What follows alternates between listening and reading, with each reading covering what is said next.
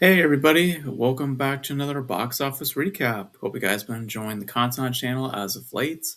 Yeah, we are back once again. We're in April, of course. Mario came out, did a review for it. If you guys want to check that out. We're already into April as it is, but we got to look back at March and see what transpired there. So let's get into this. Now, before we get into this, as I always do, as tradition with these videos, I like to explain how I measure box office so that we understand just how I'm ending up with the numbers that I'm ending up with.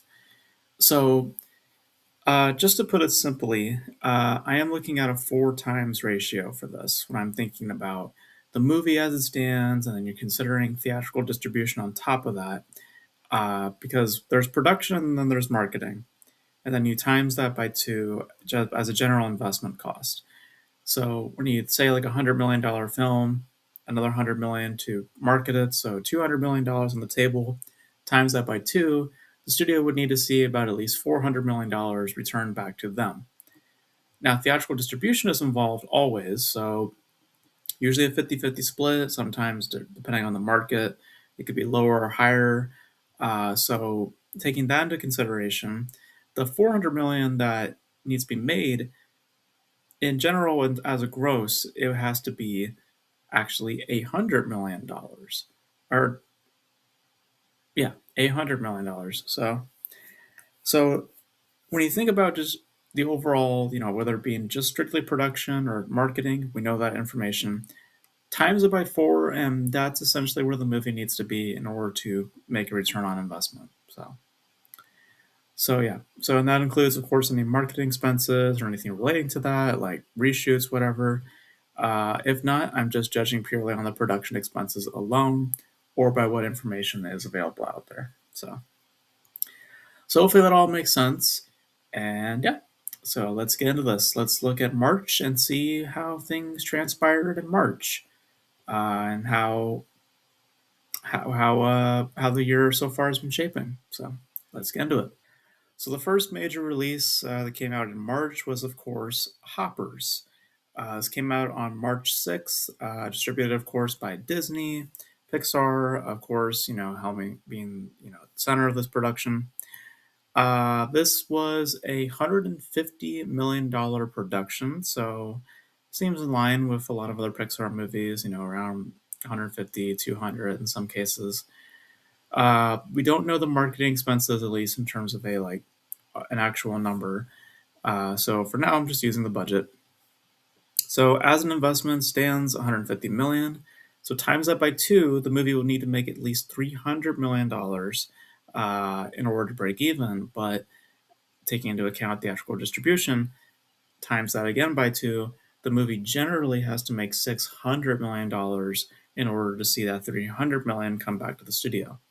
Because if you look at the theatrical gross, 332.22 million might seem good on paper if you're not considering theatrical distribution. But when you do consider it, Disney as it stands has made maybe 147.85 million or as high as $155.33 million off of Hoppers. So now, before we move forward, I just also want to state that this is just a general view look at it. I'm just looking at it based off domestic and international sales and what I've learned from how you measure those markets.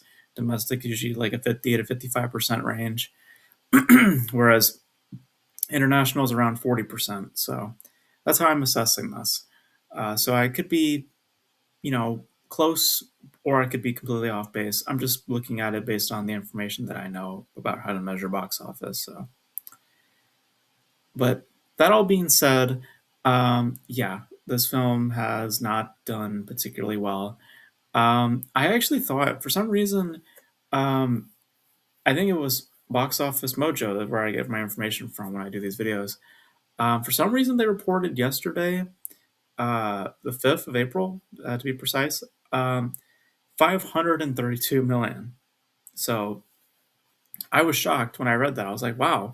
I thought this. I didn't think this film was picking up a lot of steam, but it was an error. It confused me when I went to do when I started putting in my information. Um, I was like, oh, Disney has their first win on their belt, and sadly not. Sadly not. Again, and also adding to the pile of Pixar, original based movies that have not been doing well. Elio, Elemental. Um, it's just showing of the market. It's just showing of what people's interests are nowadays, and it's obviously not within original ideas. It seems so. So yeah, I wasn't expecting a lot from this either, but you know, it is what it is. So, all right. Next film we're going to look at is The Bride. Talk about original movies that did not resonate. Um, yeah, so budget on this was around 90 million. Marketing cost we know actually is roughly around 65 million as far as my research was. 155 million as it stands when you add it all up. So break even point on this would have to be 310 million and a gross requirement of at least 620 million dollars. With a theatrical gross of only $23.44 million, you're not getting close to that number, especially when you realize that this is not what the studio is made off of this. In this case, Warner Brothers. They may have made about at least 10.65 million or as high as $11.28 million. This is a flop. This is a huge flop. Um, and I think that there's a lot of reasons for it. I mean, on one level, I think that the release for this was just ill judged. This should be something you put out in October, not something that you put out in March. I mean, hell, even put this in February. I feel like it'll be a little more appropriate there. Um, for another, as far as I've seen from the trailers and as far as what people have said about the movie, it's very much doing its own thing. It's a artist driven type of film. It's looking for specific, shtick or a certain, what do you call it, aesthetic that isn't exactly mainstream for a lot of people. Um, and also, we've had a lot of Frankenstein stuff very recently. We had the Guillermo del Toro film. We had, I think there was like something else also, Poor Things, which kind of replicates a lot of Frankenstein stuff. So there was a lot of stuff kind of stacked against it, and to see it come out in this state though it's pretty rough. So yeah, so this director, right, Maggie Gyllenhaal. Yeah, don't expect her don't expect her doing anything big like this for a while because it definitely hurts directors. If it hurts anybody the most, it's the director, and I seriously doubt she's going to get some big work after this specific film. All right, next film is Reminders of Him.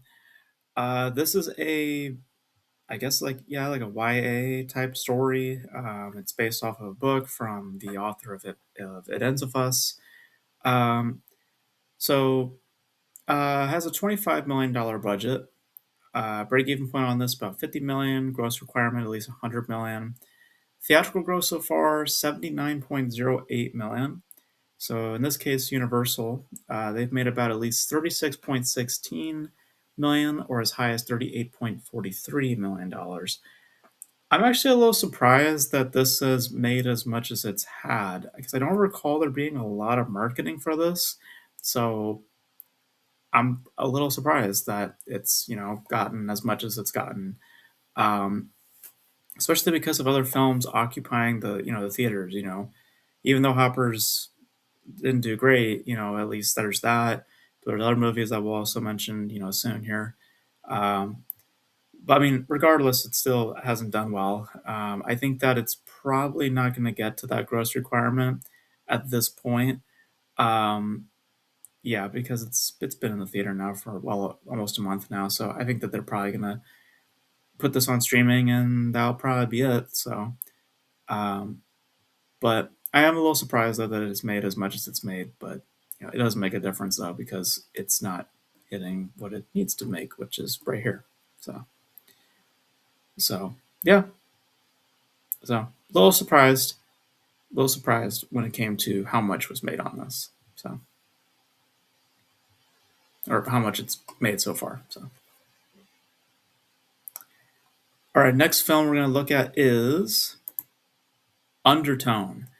This is yeah, another example of where I think the interest is going for people nowadays. This is the latest from A24. Came out on March 13th, or at least one of the latest. The drama is technically the most latest, which I have a review out for if you want to check that out. Um, budget on this $500,000. Yeah, dirt cheap. So we don't know the marketing expenses attached to this, but we know it's only $500,000. Break even point on this would have to be at least $1 million. Gross requirement, in this case, $2 million. Theatrical gross on this, $19.53 million. So in this case for A24, they've made about 9.76 million or as high as $10.74 million off this movie. Huge success. Huge success here. Yeah, this is a perfect example of what kinds of films, at least in terms of a financial investment, should be coming out. Because look at the movies that have been doing well this year. We had Iron Lung, which came out, which I mean, yeah, it was independently financed and all that, but generally with how much the movie cost to make, I mean, and you see how much it needed to do, it's not as big of a hurdle, and then little small things here and there, but generally so far horror, and it's because it's not as costly a lot of the times, and of all the things in the theater that people are more likely going to see outside of a familiar IP, it's gonna be a horror movie. So yeah, so huge success here, very big success. So yeah, I have no idea who directed it. I don't know if this is another YouTuber scenario because they've A24 has been kind of dipping their hands with YouTubers here and there, and just generally with YouTubers, they seem to be branching out into the movie industry a little bit. At least Hollywood's becoming more accepting of those kinds of people. Um, but big success for Undertone, and yeah, just shoot low in terms of investment, and you'll have very little to need to prove in order to financially see a return. All right, next film is Project Hail Mary. Now, I also did a review for this if you want to go check that out. Um, so, this has a $200 million budget attached to it. I assume the most money put into an Amazon movie, right? I mean, I could be wrong. I know there's like TV shows that probably have been spent more money on, like Lord of the Rings and stuff like that. But movie wise, I'm pretty sure this is the biggest, right? Maybe Red One was more expensive, or I don't know.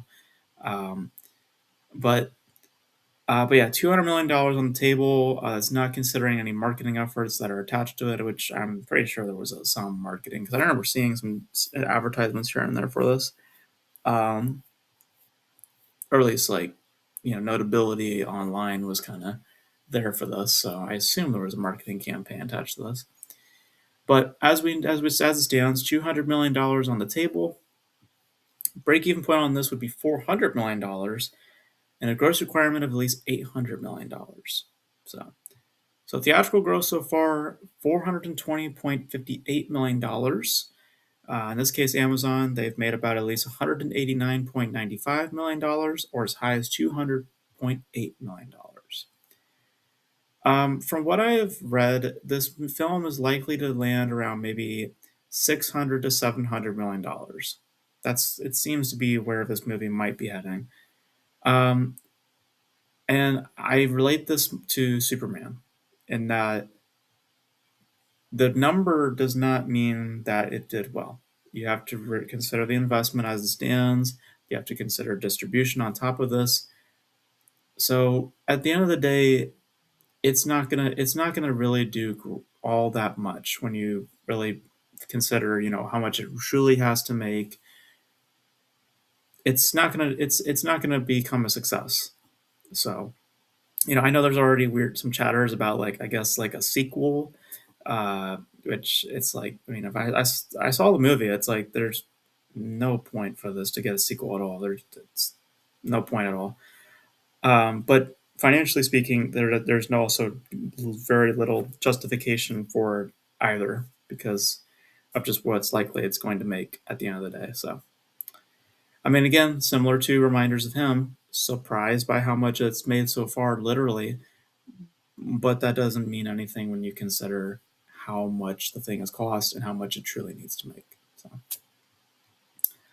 So yeah, but hey, this is Amazon. But as tradition, you know, they will just say it's not about what it does on in theaters; it's about what it does on streaming. But in this case, they'll probably brag about the theatrical gross, even though it really doesn't mean much. So, all right, next film we're going to look at is Ready or Not 2, Here I Come. So budget on this, I read is 14 million. I could have sworn it said 20 million. I think it said less than 20 million actually. So people are saying 14 million. So I'll just kind of roll with that for now. So 14 million, break even point on this would be 28 million. Gross requirement of at least 56 million. Theatrical gross so far, 31.37 million. So studio wise, this case, Disney. 14.56 million or as high as $15.57 million. Uh, yeah, I mean, I know the original did good, but um, I think this is a case of either waiting too long. I don't remember when the first film came out. It was like 2019. So yeah, about near half a decade later, here comes another film. Um, but it's also one of those like niche type of things. It's like it worked for the time, but it doesn't mean that it's like of a beloved, sort of thing where a sequel makes all the sense in the world, right?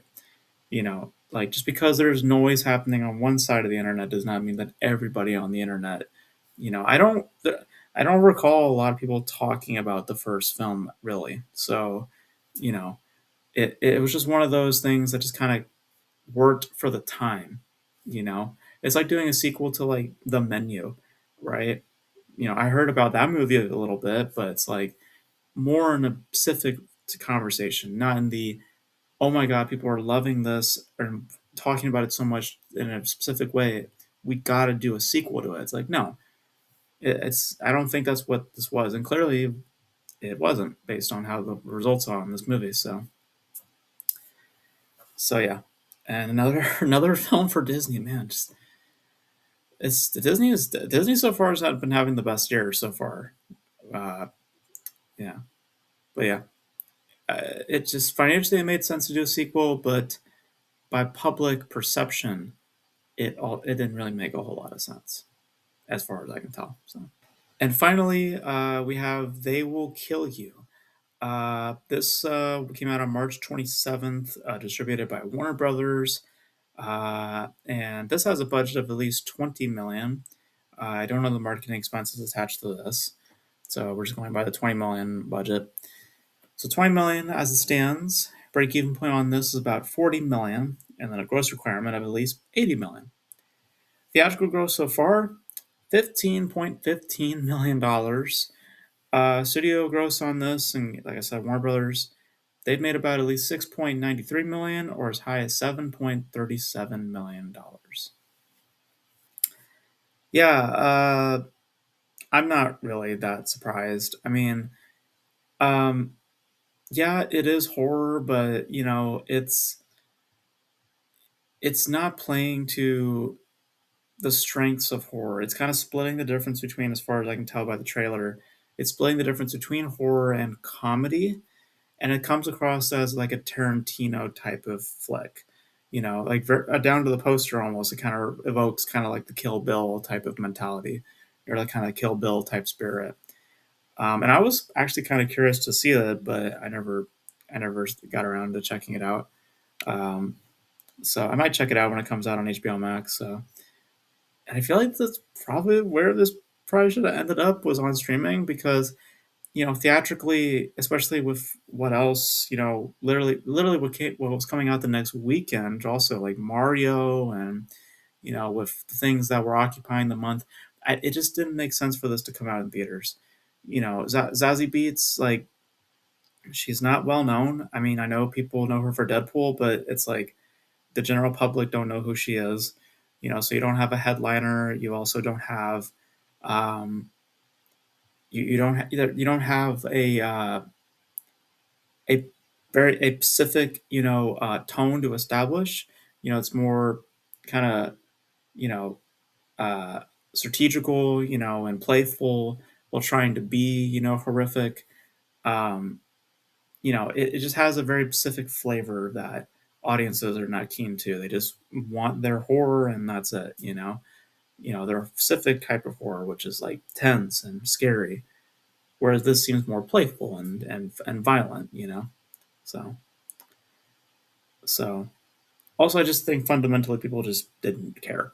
They just flat out just didn't care to see it. So that too also probably attributed a little bit to it, because also there was just not a whole lot of marketing attached to it as far as I can tell. At least until the weekend. Then I started seeing some promotions for it, but yeah, people just didn't seem to care. And I might check this out on HBO Max, and we'll see maybe how it all turned out. I heard it was decent, but I and a lot of other people just didn't care to see it. So if you're counting at home, that was about 7 movies. I want to say seven. So 7 notable movies that came out in March. And if you're listing out or listening to the successes versus the failures, yeah, this was another down month.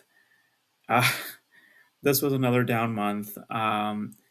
Yeah, yeah. I mean, Undertone being the only real thing successful this month is really telling. It's really telling. Um, it's telling on a few fronts.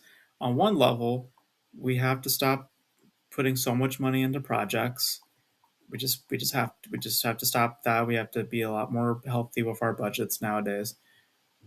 And also, I know people don't want to hear it, but it's the truth. People don't care for original based movies. They just don't care. Also, very specific kinds of movies, like I said, had an audience, but that doesn't mean that extends further than that time, right? So it's perception of production and the value of movie is becoming like a problem here, and people just gotta, I think, be more realistic. People will say like, oh, no, it's not. It's just the quality of the movie. It's like, I know people who like Hoppers. I know of a lot of people right now who are kind of high on Project Hail Mary. I've heard good things about They Will Kill You. Like, I've heard all good things about most of these movies. The Bride, I've heard not about great things, but um, so it's not to do with that. It's more to do with just production, with how much they're investing, and literally what it is that they are choosing to put out there. So, and as far as the year is concerned, so far, it's also really telling, because look at what's been successful. 3 out of the 4 movies that have been successful this year are horror movies. One of them is a very notable franchise in Scream.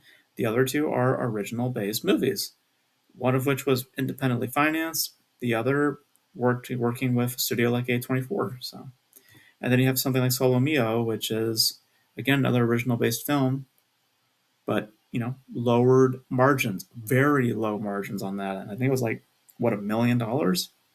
So it's not to say that you can't do original movies. You just have to be very careful with how much you choose to invest into those projects.